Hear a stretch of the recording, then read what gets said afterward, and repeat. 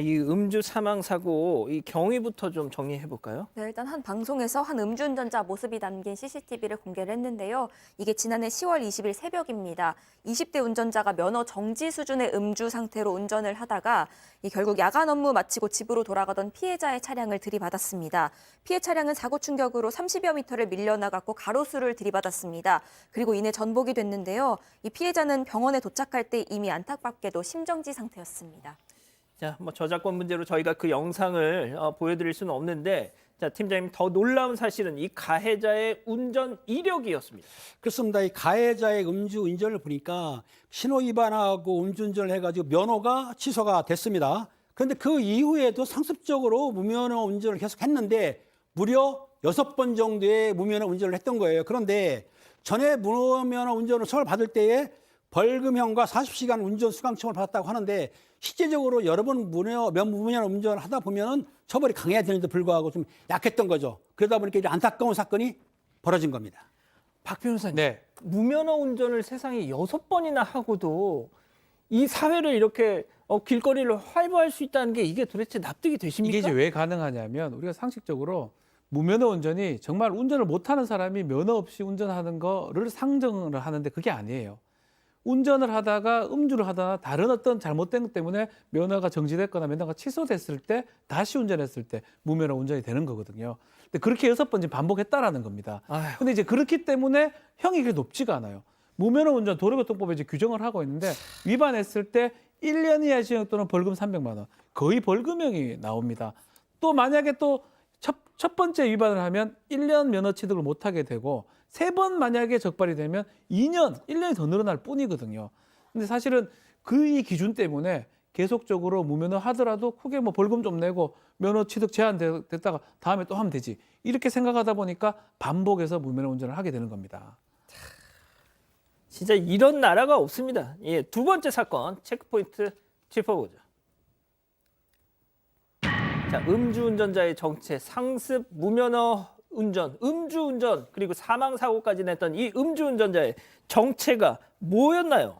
2020년 7월인가 혹시 시청자 여러분 기억하십니까? 생일 파티를 해준다라고 이야기하고 두건을 머리에 이렇게 씌우고 22살 되는 청년이었는데 의자에 발목을 묶고 그 무릎 사이에 폭죽을 놓고 옆에 휘발유를 뿌려서 그 휘발유 뿌려진 장소에 폭죽을 붙여서 사람 몸에 그 화상이 입혀진 사건입니다. 사실 이 사건으로 한 40% 전신 화상이 한 40% 되었고 3도 이상의 화상이 되었는데 그 중 한 사람이 지금 방금 이 음주운전을 했던 사람인 것입니다.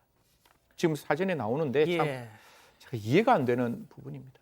자, 이게 지난 1월에 많이들 보셨을 겁니다. 저희도 그때 이걸 보도를 하려고 하다가 갑자기 어떤 사정이 생겨서 전해드리지 못했는데 이른바 생일빵 화상 사건이었습니다. 자, 저희가 이제 편집을 한다고 최대한 보시기에 부담이 좀 없으시게끔 편집을 한다고 했는데도 저 붉게 피부가 화상의 어떤 상의 흔적이 저렇게 남아 있잖아요. 자, 앞서 그 사파 다시 한 번만 좀 보여주시겠어요? 예, 팀장님 저 짓을 했습니다, 세상에. 예? 생일 축하를 해주겠다면서? 그렇습니다. 사회에서 만난 친구들인데요. 당시 피해자는 22살을 알고 있습니다. 그러니까 생일 이벤트를 해준다고 했는데 저렇게 잔인하게 했기 때문에 화상을 입었어요. 그런데 문제는 그 화상을 당한 장소로 구급차가 올 수 없는 상황이에요. 길이 안 좋으니까. 그래서 그 가해자 중에 한 명 차량으로 이동을 해서 병원까지 갔는데 하필이면 또 그 병원이 화상병동이 없어요. 그러니까 2차로 옮긴 거예요. 그러니까 그 당시에 저렇게 그 악랄한 범죄를 했던 그 피의자가 이번 사건을 낸 거죠. 박 변호사님, 네. 이게 그래서 지금 우리 누리꾼들 사이에서 어떤 얘기까지 나오냐면 현실판 더 글로리다. 그렇죠. 거기서 아시겠지만 고데 기름 어떻게 하는 장면이 네. 나오지 않습니까? 근데 이거는 세상에 생일 축하를 해주겠다면서 별로 친하지도 않은 녀석들이 이 피해자를 불러내서 앞서 보신 그 사파에서처럼 이 사건을 제가 다른 방송에서 좀 많이 다뤘고 그 영상들을 심도 깊게 몇 번을 더 돌려봤었거든요.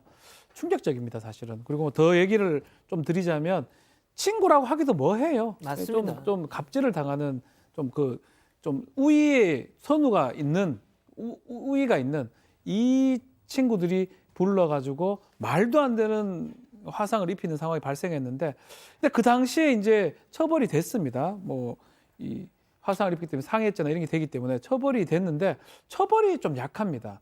주범에 해당하는 사람은 집행유예를 받았고요. 나머지 같이 했던 그 친구들도 집행유예 아니면 벌금으로 다 됐는데, 그 당시에 그 합의금이 3천만 원 낸 사람도 있고 또 공탁한 사람도 있고 이런 것들이 반영이 돼가지고 뭐 초범이다 이래가지고 집행유예를 했는데, 그 중에 지금 한 명이 이 사건의 음주운전 가해자입니다. 그러니까 아까 무면허 운전 6번. 네, 그래서 그 친구, 그 결국 사람입니다. 인명사고를 냈던 그자 지금 D잖아요. D. 예, D입니다. D. 아니 이게 어떻게 집행유예가 돼 이게? 그러니까 이게 사실 합의를 한 부분이 좀 일정 부분 고려가 된 합의. 거잖아요. 예. 그런데 이 피해자 어머니에 따르면요, 당연히 피해자 측은 엄벌을 원했다고 합니다. 하지만 치료비가 감당이 안 될 정도로 나온 바람에 합의를 선택할 수밖에 없었다고 했습니다.